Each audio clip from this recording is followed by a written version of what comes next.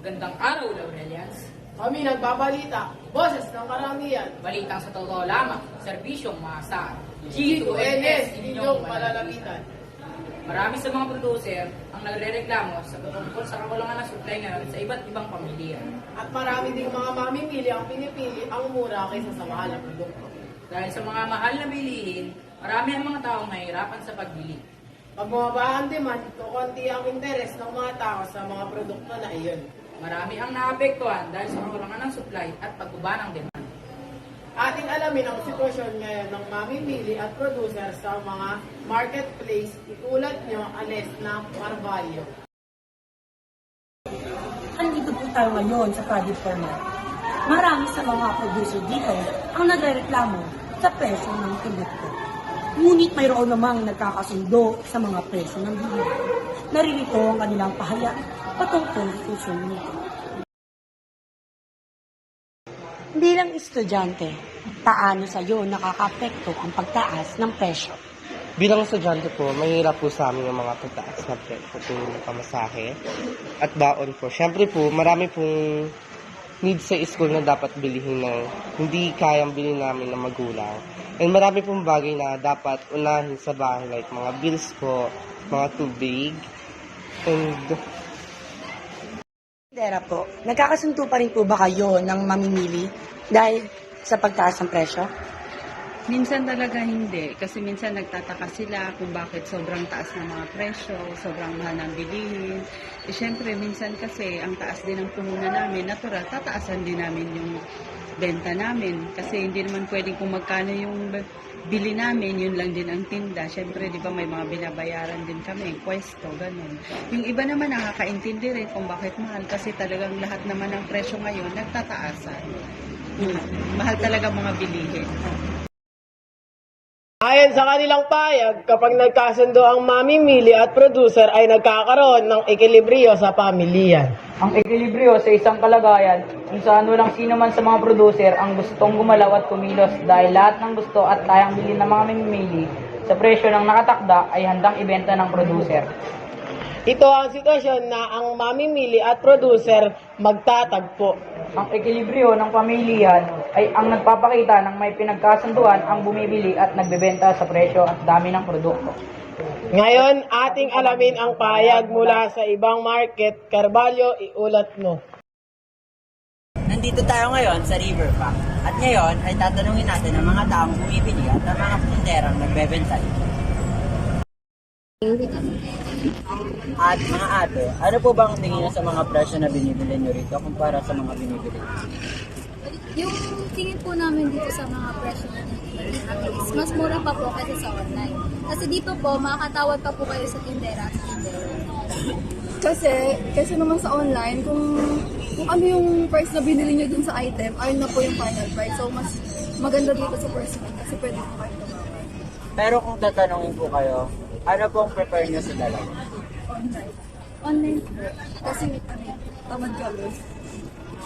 Tamad po kaming lumabas-labas para pumili. So, mas prefer po namin ng online.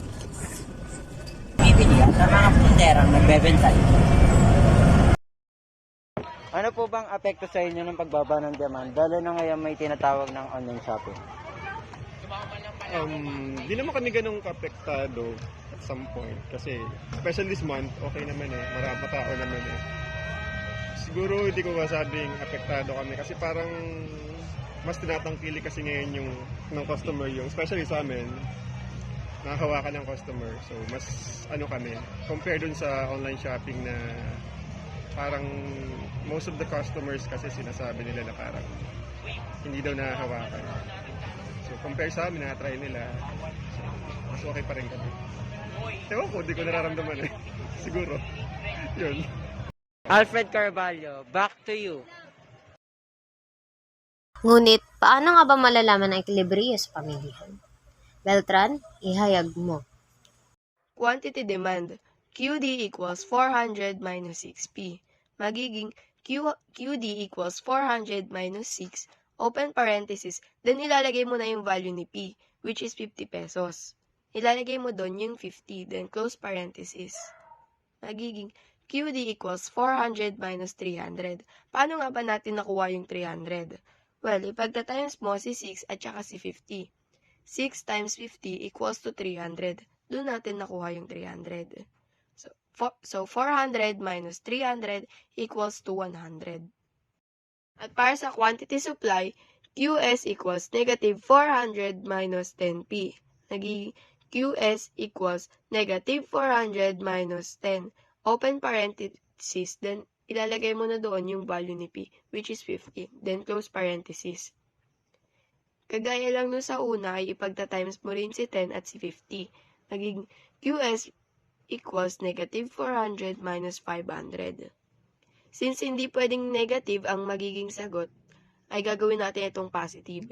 Kaya ang sagot ay positive 100. Kung pumelo ang produkto, ibig sabihin ang bawat presyong 50 pesos ng bawat piraso ng pumelo, ang mamimili ay bibili at ang producer ay magbebenta ng 100 piraso ng pumelo. Maaari mo itong magamit para malaman ang ekilibriyo at magamit pang araw-araw. Ayun lamang, maraming salamat. Back to you guys. Anumang presyo na mataas o mababa na ekilibryo ay nagkakaiba ang dami at nais bilhin at ipagbili ng mamimili at producer. Makikita ang bawat reaksyon ng dalawang aktor ng pamilyan sa pagtaas at pagbaba ng presyo. Nangangahulugan na kapag ang presyo ay mas mababa ang presyong ekilibryo, ang QD ay mas mataas sa QS. Samantalang kapag ang presyo at mas mataas sa presyong ekilibryo, mas mataas ang QS kaysa sa QD. Ang ganitong sitwasyon ay nagpapakita na may shortage o kakulangan at surplus ng produkto sa pamilyan. Nagkakaroon ng shortage ng produkto kapag mas marami ang nais bilhin ng mamimili kaysa sa nai-supply ng producer.